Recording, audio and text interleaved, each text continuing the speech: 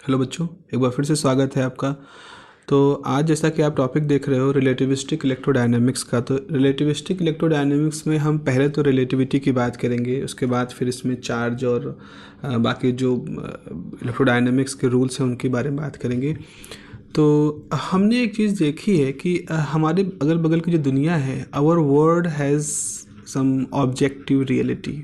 मतलब objective reality का मतलब ये होता है कि जो एक सत्य है, जैसे अगर हम फिलोसफिकल हम बात करें कि कुछ सत्य हैं, वो सत्य इस बात पर डिपेंड नहीं करते हैं कि उनको हम कैसे देख रहे हैं या हम उनके बारे में कैसे सोच रहे हैं। सब्जेक्टिव नहीं है कि लोगों के नज़रिए के हिसाब से उनकी व्याख्या करके उनको बदला जा सके। ऐसे जो हमारे पास ऑब्जेक्ट हैं, ऐसे जो हमारे पास फिनोमिना हैं, उनको हम एक तरह से कह सकते हैं कि वो इसके एक मतलब ऐसे रूल हैं जो कि कहीं से भी कभी भी देखे जाएं, किसी के भी द्वारा उसको एक्सप्लेन किया जाए, दैट विल बी ट्रू। तो उसको हम कहते हैं हमारे दुनिया की अपनी खुद की एक ऑब्जेक्टिव रियलिटी है। अब फिजिक्स में चूँकि हम लॉ ऑफ नेचर हैं की स्टडी करते हैं, जो सेट ऑफ लॉज हैं जिसके थ्रू नेचर चल रहा है, माइक्रो लेवल पर, मैक्रो लेवल पर, यूनिवर्सल लेवल पर। तो फिजिक्स बेसिकली ऐसे लॉज का कलेक्शन होता है और वो उस कलेक्शन में जो लॉ हैं उनकी स्टडी करते हैं। तो फिजिक्स में हमारा एम क्या है? So in physics our aim is to formulate laws that are completely independent of the choice of observer or the frame of reference। जाहिर सी बात है, हमारा फिजिक्स में अगर नेचर के लॉज की स्टडी कर रहे हैं तो हमारा लक्ष्य है कि हम ऐसे लॉज को बारे में बात करें जो कि इस बात से इंडिपेंडेंट हो कि ऑब्जर्वर कहाँ है, कहाँ से खड़े होकर के देख रहे हो, किस सेट से आप उसको ऑब्जर्व कर रहे हो। जैसे कि अगर हम इस हिसाब से अगर हम एक बार अपने न्यूटन्स लॉ के बारे में देखें कि न्यूटन्स लॉ जो कि बहुत ही फंडामेंटल लॉ है मैकेनिक्स का, गिवन बाय द न्यूटन, कि क्या वो इस तरह की ऑब्जेक्टिव रियलिटी के बारे में बात करता है। तो जो फर्स्ट लॉ है जिसको लॉ ऑफ इनर्शिया कहते हैं, वो क्या कहता है? अ बॉडी एट रेस्ट, मतलब कोई बॉडी अगर रेस्ट में है, सो ये लॉ कहता है a body at rest remains in rest and a body in motion will continue in motion. कब तक? with uniform velocity in straight line as long as no outside force act on it। तो जो ये कह रहा है कि कोई वस्तु अगर रुकी है तो रुकी रहेगी, अगर गति कर रही है तो गति करती रहेगी। कब तक? जब तक कि बाहर से कोई बल उसके ऊपर न लगाया जाए। मतलब ये लॉ कहता है कि किसी भी वस्तु की अवस्था परिवर्तन के लिए उस पर एक बल का लगना ज़रूरी है। अगर बल नहीं लगेगा तो अवस्था परिवर्तन हम नहीं देख पाएंगे। अच्छा, ठीक है। तो अब जरा हम इसके एनालिसिस करते हैं, इस रूल की एनालिसिस करते हैं। जैसे यहाँ पे लिखा है कि मान लो suppose we have an observer in frame S, मान लो रेस्ट है, मान लो एक कोई ऑब्जर्वर ए है जो कि कहीं रुका हुआ है, किसी ऐसी जगह पे रुका है जो कि सभी लोग कह रहे हैं कि हाँ रुकी हुई, से प्लेटफॉर्म पे मान लो वो बैठा है। सो अब वो क्या करेगा? The observer will agree that motion of body is uniform if no external force is acted upon it। ठीक है, तो वो खड़ा है तो वो देख रहा है कि मान लो कोई सरफेस है जो फ्रिक्शनलेस सरफेस है, तो वहाँ कोई चीज़ लुढ़कती हुई चली जा रही है और उसकी एनर्जी किसी तरह से लॉस नहीं हो रही है, तो वो लगातार चलती रहेगी जब तक कि कोई उसको आके रोके नहीं। या अगर उस जगह पे कोई चीज़ रखी है तो रखी रहेगी जब तक कि उस पर कोई धक्का लगा के उसको चलाएमान ना कर दे। तो अगर कोई ऑब्जर्वर कहीं रुका हुआ है तो वहाँ पर खड़ा होकर के देख रहा है कि भाई न्यूटन का लॉ जो है वो सही है कि कोई वस्तु चल रही है तो चलती रहेगी तब तक जब तक कि बाहर से बल न लगाया जाए उसको रोकने के लिए। कोई वस्तु रुकी है तो रुकी रहेगी कब तक? जब तक कोई बाहर से बल न लगाया जाए उसको चलाने के लिए। लेकिन अब हम देखते हैं एक दूसरे ऑब्जर्वर के बारे में। But for another observer in frame B that is accelerating relative to A will find that the motion of object is non-uniform। अब जरा सोचो, जिस प्लेटफॉर्म पे खड़ा है वहाँ पे भी एक ट्रेन खड़ी थी, उस ट्रेन के अंदर भी एक इंसान बैठा था। शुरू में ट्रेन भी रुकी हुई थी, इंसान भी रुका हुआ था। अचानक से सपोज वो ट्रेन जो है एक झटके से चलना शुरू कर देती, मतलब वेलोसिटी उसकी 0 थी, एकदम से वो बिल्कुल किक स्टार्ट करती है। हालांकि ऐसा ट्रेन के साथ होता नहीं, बस सपोज करें कि ऐसा कुछ सिचुएशन है, वो एकदम से किक स्टार्ट करती है। जैसे वो किक स्टार्ट करती है तो वो जो डिब्बे के अंदर बैठे हुए इंसान हैं, जो खड़े लोग हैं, उनको लगेगा अचानक से कोई बल लगा और वो अपनी जगह से गिर पड़े। या बोतल रखी थी वो बोतल लुढ़क पड़ी, तो वहाँ पर किसी को बल नहीं दिखाई पड़ा, उनको कुछ दिखाई नहीं पड़ा कोई आकर के इंसानों को धक्का दे रहा है या कोई बोतल को ढकेल रहा है, बट स्टिल क्योंकि अचानक से उसका एक्सेलरेशन चेंज हुआ, उसकी वेलोसिटी जीरो थी, लंबे समय तक जीरो थी, अचानक से बढ़ गई, तो ऐसी स्थिति में वो ऑब्जर्वर जो डिब्बे के अंदर बैठा है उसको लगेगा कि अरे यहाँ तो चीज़ें हिल रही हैं बिना किसी बाहरी बल के, तो वो कहेगा कि कहाँ है न्यूटन का लॉ, यहाँ न्यूटन का लॉ तो कोई है ही नहीं। न्यूटन का लॉ कहता है जब तक कोई बाहर से बल ना लगाया जाए तब तक अवस्था परिवर्तन नहीं होगी, यहाँ तो अवस्था परिवर्तन हो रही है, यहाँ तो कोई बल काम नहीं कर रहा है। सो अब यहाँ पर क्या होगा कि जो according to observer B the Newton's law of motion is not true. Obvious सी बात है, वो उसको ट्रू नहीं कहेगा क्योंकि उसने देखा है उल्लंघन होता हुआ, उसने देखा अपने सामने चीज़ों को हिलता हुआ, खड़े लोगों को गिरता हुआ, जबकि कोई बाहर से बल उसको दिखाई नहीं पड़ा जो उस पर अप्लाई हो रहा है। तो हम ये कह सकते हैं कि सो न्यूटन्स का लॉ जो है ये हर तरफ सही हो ऐसा नहीं लग रहा है ना। जब बाहर प्लेटफॉर्म पे खड़े हैं तो हमें सब कुछ सही लग रहा था, हम बोगी के अंदर बैठे और अचानक से ट्रेन चलना शुरू कर दी तो हमें लगा करे नहीं यहाँ न्यूटन का लॉ ठीक से काम नहीं कर रहा है। तो न्यूटन के लॉ कुछ प्रिविलेज जगहें हैं, कुछ खास तरह की जगहें हैं जहाँ पर न्यूटन का लॉ हमें साफ साफ दिखाई पड़ता है, और वहीं दूसरी तरफ कुछ खास जगहें ऐसी भी हैं जहाँ न्यूटन के लॉ को हम उल्लंघन होता हुआ देखते, न्यूटन के लॉ को फॉलो होता हुआ नहीं देखते हैं। सो हम ये कह सकते हैं so Newton's law seems to be truth for observer in some privileged frame. Privileged मतलब जिसको थोड़ा सा एक्स्ट्रा फेवर मिला है, जिसकी तरफ थोड़ा सा एक्स्ट्रा सुविधाएं मिली, वैसा कुछ है। तो एक खास कुछ ऐसी जगहें हैं जहाँ पर न्यूटन का लॉ बिल्कुल काम कर रहा है, तो हम इस जगहों को फ्रेम कहते हैं। So it in some privilege frame of reference and call the inertial frame of reference. तो वो जगहें, वो फ्रेम ऑफ रेफरेंस, वो कोऑर्डिनेट सिस्टम जिसके अंदर न्यूटन का लॉ हमें साफ साफ फॉलो होता हुआ दिखाई पड़ता है, हम उस फ्रेम ऑफ रेफरेंस उस प्रिविलेज्ड फ्रेम ऑफ रेफरेंस को इनर्शियल फ्रेम ऑफ रेफरेंस कहते हैं। तो इनर्शियल फ्रेम ऑफ रेफरेंस की परिभाषा यहाँ से कैसे निकल के आती है कि दस the inertial frame of reference में define as inertial frame of reference are those in which law of inertia यानी कि न्यूटन का फर्स्ट लॉ होल्ड करता है। न्यूटन का फर्स्ट लॉ क्या है? वही बात है, अगर कोई ऑब्जेक्ट स्थिर है, रुका हुआ है तो स्टेशनरी रहेगा, अगर चल रहा है तो चलता रहेगा। कब तक? जब तक कि उस पर कोई बाहर से बल ना लगाया जाए। तो ये काम जिन जिन फ्रेमों में हम ये इस लॉ को फॉलो होता हुआ देखते हैं, हम उनको इनर्शियल फ्रेम का नाम देते हैं। तो अब कैसी की सिचुएशन है इनर्शियल फ्रेम के लिए? तो आप लिखोगे so in inertial frame a moving body which is not acted by any external force proceeds with constant velocity. तो इनर्शियल फ्रेम में क्या होता है, अगर कोई बॉडी है, मूव कर रही है, चल रही है और चलती चली जा रही है और उस पर कोई बाहर से बल नहीं लगाया तो उसकी वेलोसिटी चेंज नहीं होगी, वो चलती रहेगी। यही तो न्यूटन का लॉ है, इनर्शिया का लॉ यही है कि जब तक कोई ऑब्जेक्ट मूव कर रहा है तो मूव करता रहेगा जब तक कोई बाहर से फोर्स ना लगाए। तो इनर्शियल फ्रेम ऐसे फ्रेम होते हैं जहां हम ये कह सकते हैं कि अगर कोई ऑब्जेक्ट मूव कर रहा है तो मूव करता रहेगा, रुका है तो रुका रहेगा। अच्छा, कोई दूसरा सिस्टम है जो कि किसी इनर्शियल फ्रेम के रिस्पेक्ट में कांस्टेंट वेलोसिटी से चल रहा है। अब यहाँ देखो, हम इनर्शियल फ्रेम की पहचान कैसे करेंगे?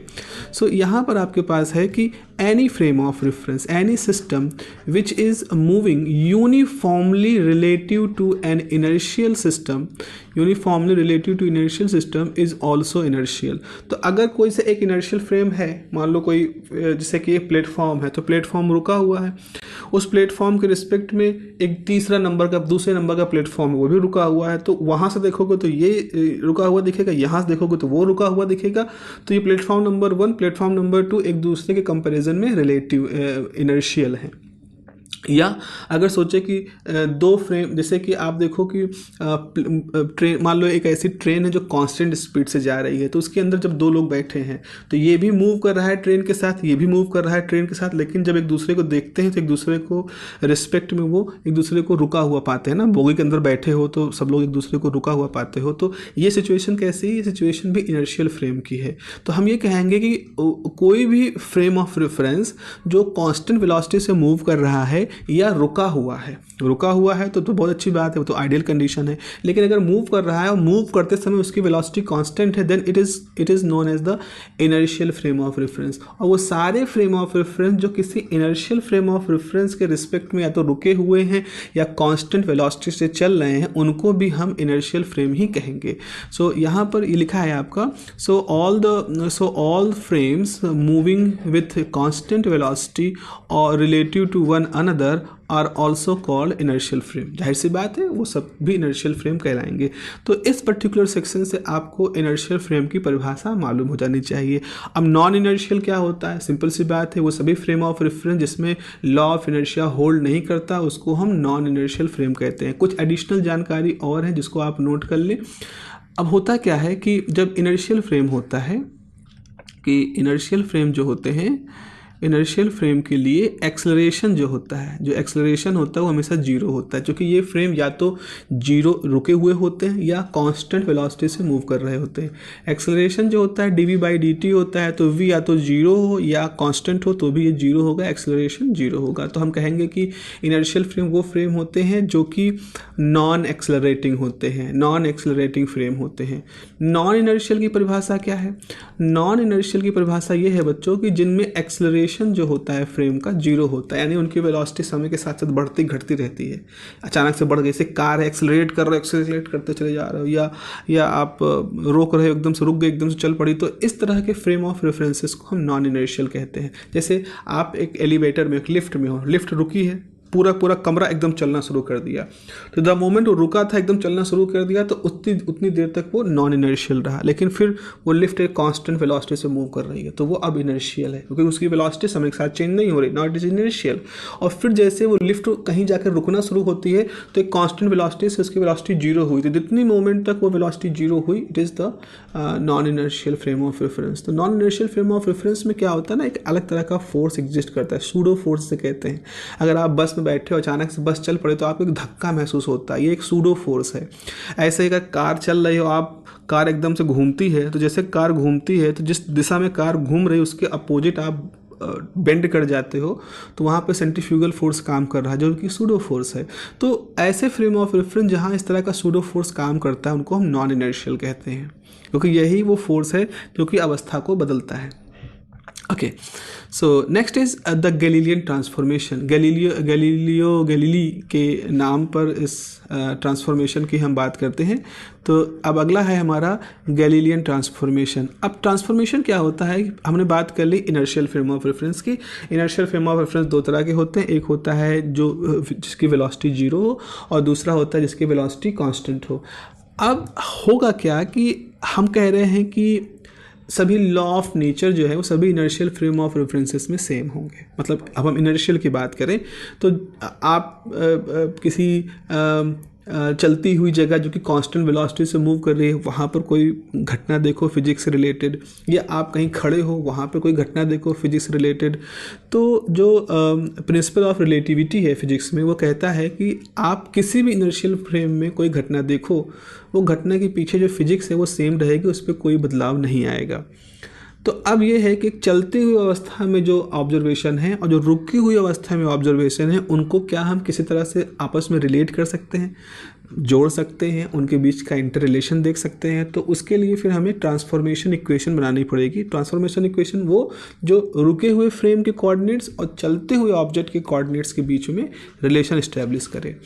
तो यहाँ पे लिखा है कि in physics we have principle of relativity, definitely we have principle of relativity. Even Einstein की थ्योरी ऑफ रिलेटिविटी से पहले भी रिलेटिविटी के ऊपर न्यूटन ने भी बात की थी, उससे पहले गैलीलियो ने बात की थी, उसके पहले पॉइनकेर, पजॉन, कई सारे लोग ऐसे रहे हैं, लॉरेंज, जो कि समय समय पर इस रिलेटिविटी के इशू को एड्रेस करते रहे।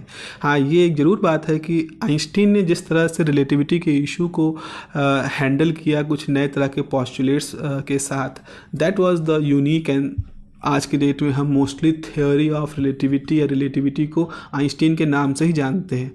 बट रियलिटी ये है कि आइंस्टीन से पहले भी रिलेटिविटी के ऊपर लोगों के थॉट थे, लोगों का काम था। हाँ, इतना नहीं था जितना आइंस्टीन का, जितना पाथ ब्रेकिंग था। तो हमने कहा है कि in physics we have principle of relativity, जो कहता है कि all the laws of nature are same in all inertial system. जितने भी इनर्शियल सिस्टम्स होते हैं, जितने भी इनर्शियल फ्रेम होते हैं, उसमें हम लॉज ऑफ फिजिक्स जो है, नेचर के लॉ या लॉज ऑफ फिजिक्स, वो सेम पाते हैं। So laws of nature retain their form in different inertial system. तो अगर लॉ ऑफ नेचर है या फिजिक्स है, वो अपने फॉर्म को बनाए रखती है। अगर आप चाहे स्टेशनरी वाले फ्रेम में बात करो, चाहे कांस्टेंट वेलोसिटी से मूव करते हुए फ्रेम की बात करो। Hence if we perform a transformation of space coordinates and time from one system to another, the physics law या law of nature remains invariant. तो अगर हम एक इनर्शियल फ्रेम में हमने कुछ ऑब्जर्व किया और हम उसके कोऑर्डिनेट को दूसरे इनर्शियल फ्रेम में ले जा रहे हैं, तो हो सकता है मैथमेटिक्स में बदलाव आए, हो सकता है जो कांस्टेंट फ्रेम से मूव जो कांस्टेंट वेलोसिटी से मूव कर रहा था फ्रेम, उसकी वेलोसिटी का रोल आ जाए, बट जो लॉ ऑफ फिजिक्स होंगे, जो फिजिक्स का स्ट्रक्चर होगा, वो नहीं बदलेगा। तो वो इनर्शियल फ्रेम होने की वजह से वो नहीं चेंज होगा, मैथमेटिकल एक्सप्रेशन चेंज हो सकते हैं। तो अब हम इसी तरह की चीज़ों को समझने के लिए गैलीलियन ट्रांसफॉर्मेशन की बात करेंगे। तो गैलीलियन ट्रांसफॉर्मेशन के लिए सपोज करें हमारे पास एक फ्रेम ऑफ रेफरेंस है एस इज समथिंग, मान लो एक ऑब्जर्वर है जो कि कहीं रुका हुआ है, उसके साथ एक्स वाई जेड ये 3 कोऑर्डिनेट है जो मेजर कर सकते हैं, और एक दूसरा ऑब्जर्वर है एस डैश। अब हमें एक दूसरा ऑब्जर्वर एक्स डैश है जिसका ओरिजिन ओ डैश है, से कोऑर्डिनेट एक्स डैश है, वाई डैश है, जेड डैश है, और वो किसी वेलोसिटी वी से मूव कर रहा है। तो ये जो ऑब्जर्वर है, जस्ट मैंने उल्टा थोड़ा सा गड़बड़ कर दिया है यहाँ पर, इसको जरा समझ लें कि यहाँ से मूव कर रहा है, तो ये जो है आपका, ये वी वेलोसिटी से यहाँ से मूव कर रहा है। ये जो एस डैश ऑब्जर्वर है, ये वे वेलोसिटी से मूव कर रहा है। हमारे पास एक पॉइंट P है जिसको कि हम देख रहे हैं। अच्छा आप देखें, यहाँ पर हमारे पास अगर रुका हुआ ऑब्जर्वर अपनी ओरिजिन से इस पॉइंट P को मेजर करेगा, तो कितनी डिस्टेंस मेजर करेगा? ये पूरी डिस्टेंस जो होगी वो होगी एक्स डिस्टेंस मेजर करेगा। लेकिन एक रुका हुआ ऑब्जर्वर के रिस्पेक्ट में अगर एक चलता हुआ ऑब्जर्वर इसी पॉइंट को मेजर करेगा, तो उसके लिए डिस्टेंस होगी एक्स डैश। ये ऐसे समझो जैसे तुम मान लो यहाँ खड़े हो, सामने दीवार है, दीवार की दूरी यहाँ से 10 फीट है, ठीक है। अब मेरे साथ एक और मित्र खड़ा है हमारा, वो खड़ा ही है, हम चलना शुरू कर दिया दीवार की तरफ, और हम 1 फीट पर मिनट के हिसाब से चल रहे हैं। तो जब हम 1 फीट पर मिनट के हिसाब से चलना शुरू किए कांस्टेंट वेलोसिटी से, तो क्या हुआ कि 5 मिनट बाद हम जहाँ थे वहाँ से 5 फीट आगे बढ़ चुके होंगे। 5 फीट यहाँ से आगे बढ़ चुके, इसका मतलब दीवार से 5 फीट हम और पास आ गए। तो पहले यहाँ से दीवार की दूरी 10 फीट थी, अब जहाँ पहुँचे हैं वहाँ दीवार की दूरी 5 फीट होगी। तो हमने जो मेजर किया डिस्टेंस वो था 5 फीट, और जो रुका हुआ है उसके लिए दीवार जो पॉइंट P है अभी भी 10 फीट की है। क्यों ऐसा हुआ? क्योंकि हमने किसी वेलोसिटी 5 फीट पर मिनट के स्पीड से 5 मिनट में हम आगे डिस्टेंस चले गए हैं। तो अगर हम देखें तो v टाइम t भी 5 फीट होगा, और यहाँ से 5 फीट है, तो दोनों का सम जो होगा वो 10 फीट हो जाएगा। तो इसी चीज़ को यहाँ पर हम कुछ इस तरह से एक्सप्लेन कर रहे हैं कि let S and S dash are 2 inertial frame, ठीक है। मान लो 2 इनर्शियल फ्रेम है ये S और S dash. S is stationary and S dash is moving with uniform velocity v along positive x direction। S रुका हुआ है और S dash जो है वो मूव कर रहा है पॉजिटिव x डायरेक्शन में। For any event take place at point P। मान लो P एक ऐसी जगह है जहाँ कोई घटना होना, मतलब दीवार का भी होना है, कोई पटाखा फूटा, कुछ भी ऐसा वहाँ हो रहा है। Observer in S use coordinate x, y, z और t। तो जो रुका हुआ ऑब्जर्वर है वो उसको देखने के लिए x, y, z coordinate use करेगा। And the observer in S dash use the coordinate x dash, y dash, z dash, और जो चल रहा है वो x dash, y dash, z dash और t डैश का यूज करेगा। अब आप सिंपल से डायग्राम से आप देख लो तो आप पाओगे चूँकि मोशन x में हो रहा है तो x डैश जो होगा वो x माइनस vt के बराबर होगा। जो पूरी डिस्टेंस है ये x है, उसमें से अगर आप ये डिस्टेंस घटा दोगे तो आपको x डैश मिल जाएगी। वैसा है 10 में से 5 घटा दोगे तो 5 मिल जाएगा। y में कोई परिवर्तन नहीं हुआ, z में कोई परिवर्तन नहीं हुआ, t में कोई परिवर्तन नहीं हुआ, ठीक है। यहाँ पर x, y, z का परिवर्तन समझ में आ गया। t का परिवर्तन ना होने का मतलब ये है कि ये एक बहुत बड़ी बात है जो न्यूटन ने हमेशा से मान रखी थी कि टाइम इज़ एब्सोल्यूट।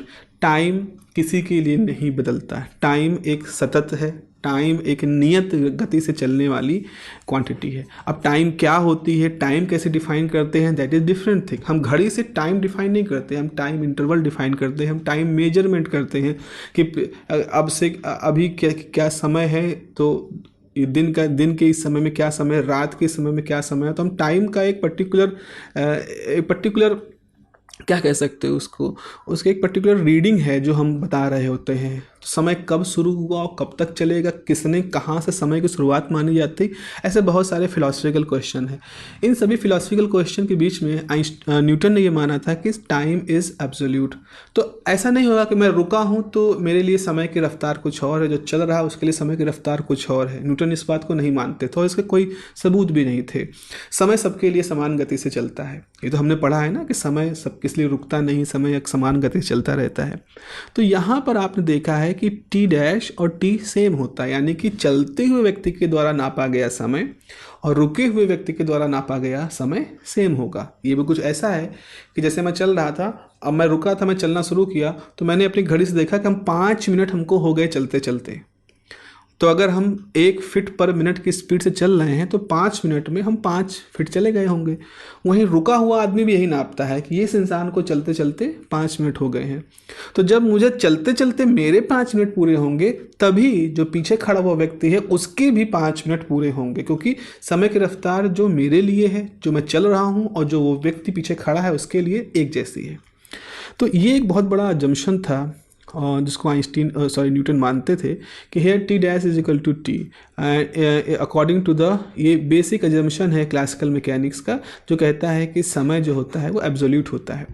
सो अब इस हिसाब से हमारे पास सेट ऑफ इक्वेशन है जिनको हम कहते हैं गैलीलियन ट्रांसफॉर्मेशन। तो ये जो इक्वेशन है इनको हम गैलीलियन ट्रांसफॉर्मेशन इक्वेशन कहते हैं। अब गैलीलियन ट्रांसफॉर्मेशन इक्वेशन एक बहुत ही फंडामेंटल विचारधारा थी जिसको अपने साथ कैरी कर रहा था। तो यहाँ पे लिखा है the Galilean transformation fundamentally consider the Newtonian view about the space and time, space interval measure are absolute same in every inertial frame. तो ये एक तरह से कहता है कि समय और स्पेस, मतलब आप जब कोऑर्डिनेट मेजर कर रहे हो जगह की, और जो टाइम का मेजरमेंट कर रहे हो, ये एब्सोल्यूट होता है। ये इस बात पे डिपेंड नहीं करता है कि मैं अगर इस दिशा में जा रहा हूँ तो इस दिशा में हमारी जो मीटर स्केल है वो छोटी हो जाएगी, अगर हम इस दिशा में नापेंगे तो मीटर स्केल नॉर्मल रहेगी, या इस दिशा में मीटर नापेंगे तो मीटर स्केल की रीडिंग कुछ और आएगी, अगर वही मीटर से इधर नापेंगे तो उसकी रीडिंग कुछ और आएगी। ऐसा नहीं होता है। हम अपनी मीटर स्केल जब भी कोई दूरी नापें, 2 सेंटीमीटर यहाँ जितनी है उतनी 2 सेंटीमीटर यहाँ होगी। ऐसा नहीं कि हम इधर चल रहे हैं तो इस दिशा में जो डिस्टेंस है वो बदल जाएगी। स्पेस इनवेरिएंट होता है, स्पेस और टाइम का जो पूरा मेजरमेंट है वो एब्सोल्यूट होता है। ये गैलीलियन ट्रांसफॉर्मेशन की मूल अवधारणा के अंदर है, क्योंकि ये न्यूटन की भी अवधारणा थी और उस ज़माने में जो भी रिलेटिविटी समझते थे या रिलेटिविटी के ऊपर सोचते थे वो इस बात से ही शुरुआत करते थे कि समय और जगह के लिए हम कुछ नहीं कह सकते, दैट इज़ आइसोट्रोपिक, वो हर तरफ एक समान रूप से। ऐसा नहीं कि जगह सिकुड़ जाती है, समय आगे पीछे, समय किसी की धीमा हो जाता है किसी की तेज़ हो जाता है, ऐसा नहीं है। ये सब फिलोसफिकली भी उन लोग के लिए नहीं संभव था और मैथमेटिकली भी वो लोग इसको नहीं मानते थे, मतलब कोई था ही नहीं मैथमेटिकली करने के लिए। अब रिजल्ट क्या आते हैं, गैलीलियन ट्रांसफॉर्मेशन जो है हमारे पास, इसके रिजल्ट्स क्या हैं, इसका परिणाम क्या हुआ। तो जैसे देखो आपके पास x डैश बराबर x माइनस वी टी है, y डैश बराबर y है, z डैश बराबर j है, टाइम को आप एब्सोल्यूट कह रहे हो। तो अगर हम इक्वेशन को इसको हम डिफ्रेंशिएट कर दें तो आप dx dash by D T करिए तो dx by D T minus V हो जाएगा, ऐसे dy बाई डी टी हो जाएगा, dz बाई डी टी हो जाएगा। ठीक है, तो ये हमारे पास जो है ये वेलोसिटी का मामला हो गया। अगर आपने इसको डिफ्रेंशिएट किया तो वेलोसिटी की बात आ गई।